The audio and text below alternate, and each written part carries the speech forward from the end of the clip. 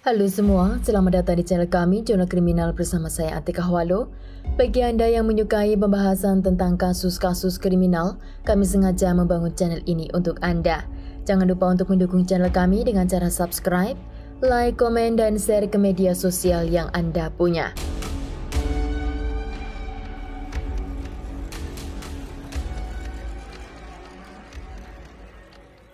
Singapura tidak main-main untuk menegakkan hukum bagi pelaku kejahatan, apalagi pengedar obat-obat terlarang dari segala jenis narko.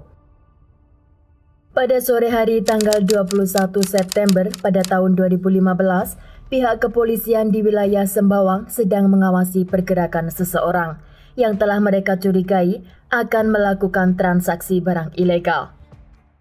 Di sana mereka melihat dua orang pria sedang turun ke jalan. Salah satu dari mereka membawa tas dan memasukkan tas tersebut ke dalam sebuah mobil.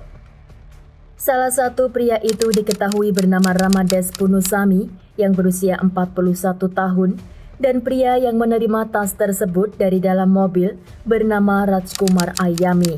Dia berusia 40 tahun. Kedua pria itu diikuti oleh pihak kepolisian hingga akhirnya mereka tertangkap pada malam hari. Ramades ditangkap di perbatasan ketika dia dalam perjalanan pulang ke Malaysia, sedang Rajkumar ditangkap saat dia masih memegang tas yang baru saja dia terima. Ternyata di dalam tas tersebut terdapat 2 kilo bunga magic atau yang sering disebut Mary June. Sedikit penjelasan dari kami betapa seriusnya hukuman yang akan mereka hadapi. Singapura memiliki beberapa undang-undang narkoba terberat di dunia. Mereka yang tertangkap telah memperdagangkan lebih dari 500 gram Mary June akan dikenakan hukuman mati. Hukuman mati di Singapura semakin mendapat sorotan dari masyarakat selama 12 bulan terakhir. Apalagi setelah terjadinya eksekusi kontroversial terhadap dua narapidana yang terjadi pada tahun ini. Keduanya dihukum secara terpisah karena mereka telah memperdagangkan heroin walaupun dalam jumlah kecil. Salah satu dari mereka dianggap memiliki fungsi intelektual yang terbatas dan aksi pemerintah itu memicu kemarahan domestik dan internasional. Terhadap kasus Rajkumar, hukuman mati pasti telah menunggunya. Selama persidangan, penerima tas yang bernama Rajkumar menyatakan jika dirinya tidak bersalah. Rajkumar mengklaim bahwa dia telah memesan sejenis tembakau yang disemprot dengan bahan kimia yang disebut butterfly. Dan butterfly ini diketahui memiliki efek yang hampir sama dengan Mary June. Dan biasanya butterfly ini akan dijual secara legal karena belum terdapat dalam undang-undang jenis narko yang mereka larang di negara itu, seperti halnya Mary June. Maka jika mereka mengkonsumsi butterfly, tidak seharusnya mereka mendapat hukuman yang berat. Namun sayangnya sore itu tanpa sepengetahuannya, Rajkumar menerima sekantong tas yang berisikan bunga magic atau Mary June. Bahkan saat ditangkap, Rajkumar tidak tahu jika di dalam tasnya itu adalah Mary June. Hakim di pengadilan tidak mempercayai kesaksiannya dan Rajkumar dijatuhi hukuman mati yang akan dijadwalkan pada tahun 2020. Pria lain yang bernama Ramades Punusami, dia dijatuhi hukuman seumur hidup ditambah dengan 15 pukulan tongkat. Rajkumar akhirnya dipenjara sambil menanti waktu eksekusi yang akan dilaksanakan pada tahun 2020. Dan pada tahun 2017, Rajkumar mendapat teman di dalam sel tahanan yang bernama Mark Kalaivan. Rajkumar dan Mark keduanya berbagi 1 jam waktu di halaman penjara setiap hari selama sebulan. Dan itu terjadi pada tahun 2017. Sebelum akhirnya mereka menjadi teman satu sel pada tahun 2018. Dalam obrolan mereka di halaman itu, mereka berbagi pengalaman dan juga cerita hidup mereka. Melihat kesempatan mereka menghirup udara bebas yang tidak lama lagi, suatu kesempatan Raj memberitahu kepada Mark tentang penangkapannya. Raj juga menceritakan tentang kesalahpahaman yang terjadi di tempat kejadian. Namun tiba-tiba Mark juga mengatakan bahwa hari itu dia juga berada di lokasi yang sama dan pada hari yang sama. Karena Mark hari itu akan mengumpulkan bunga magic atau Mary June, tetapi secara tidak sengaja dia mendapat sekantong tas butterfly.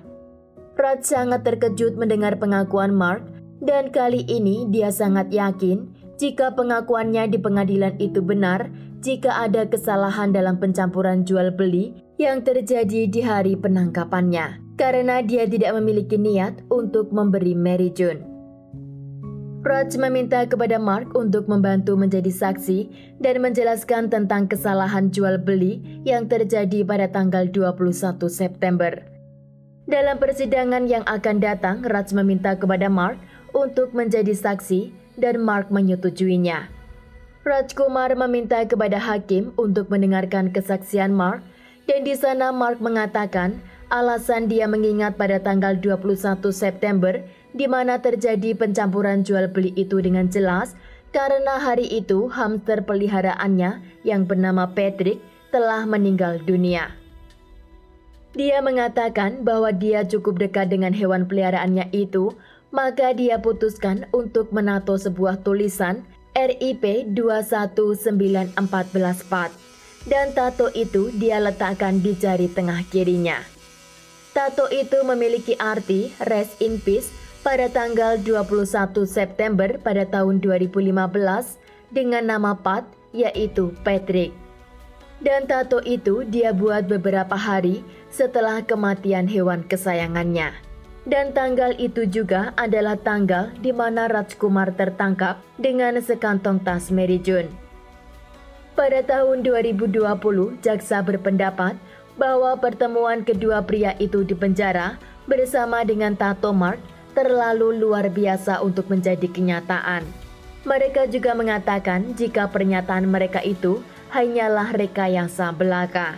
Namun Rajkumar tidak akan menyerah sampai di situ. Pada hari Jumat bulan Mei pada tahun 2022, Ketua Pengadilan Singapura yang bernama Sundaresh Menon mengatakan bahwa bukti Mark seharusnya tidak ditolak. Dengan mengatakan, ada perbedaan besar antara orang yang memiliki kesempatan untuk melakukan sesuatu dan orang yang benar-benar telah melakukan hal tersebut. Dengan kata lain, tidak ada bukti jika Rajkumar dan Mark telah berbohong tentang ceritanya. Terlebih, pengadilan banding menunjukkan bahwa Mark tidak punya alasan untuk melakukan kebohongan itu. Mark bahkan secara efektif melibatkan dirinya dalam pelanggaran yang serius, apalagi saat dia memberikan bukti tersebut, dia belum diselidiki atau didakwa. Terlebih Mark akan mendapat banyak kerugian dibandingkan Rajkumar. Maka jika Mark melakukan sebuah kesaksian palsu, akan mendapat banyak kerugian. Ramesh Tiwari selaku pengacara Rajkumar mengatakan kepada media bahwa kesaksian Mark sangat membantu kliennya, karena akan sulit untuk membatalkan hukuman mati Rajkumar tanpa bukti dan kesaksian dari Mark. Tidak ada kepastian atas nasib Mark setelah dia memberikan kesaksiannya tersebut. Mark mengatakan di pengadilan bahwa hari itu dia seharusnya mengumpulkan Mary June atas nama kenalannya dengan imbalan 100 gram gulma gratis. Setelah kesaksian Mark di pengadilan, Rajkumar yang telah dijadwalkan mendapat hukuman mati pada tahun 2020 kini masih menjalani persidangan baru. Juga tidak dijelaskan apa hukuman seputar perdagangan butterfly atau apakah Mark dan Raj akan menghadapi dakwaan baru dalam masalah perdagangan produk tembakau ilegal. Belum ada keputusan akhir tentang hukuman atau jadwal persidangan untuk mereka. Namun yang pasti, Rajkumar telah bebas dari hukuman mati. Sekian kasus hari ini, jangan lupa tinggalkan like dan komen. Jika Anda tidak keberatan, klik tombol subscribe untuk mendukung channel kami. Terima kasih saya ucapkan kepada Anda para subscribers. Sekian, sampai jumpa di kasus berikutnya.